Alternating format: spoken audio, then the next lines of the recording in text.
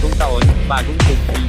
At ngayong taon, na-inspire ako ni Marinong DJ, biglang dumaan sa wall ko ang first gulay food trip of the year vlog ni Marinong DJ, kung gulay ang ulam niya, kaya naman sinugbang talong ang napili ko. Let's go! Transition na agad dito sa ating dirty kitchen.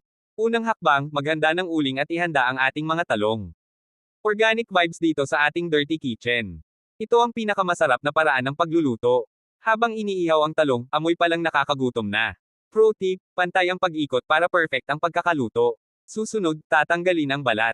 Gusto natin yung malambot na laman na ready ng lagyan ng sausawan. Ang toppings natin, suka, bawang, at konting sili at may halong pepino, lutong bahay pero pang restaurant ang lasa. Smoky, savory, at may konting anghang. Napakasimple pero punong-puno ng linamnam. Marinong DJ, saludo ako sa'yo, na-inspire mo talaga ako rito. At dyan nagtatapos ang ating first gulay food trip ng taon. Thank you kay Marinong DJ sa inspirasyon. Subukan nyo rin ang sinugbang talong sa inyong dirty kitchen at ishare kung paano nyo ginawang espesyal. Huwag kalimutan mag-like, subscribe and share. Hanggang sa susunod, kaaraw. Tandaan,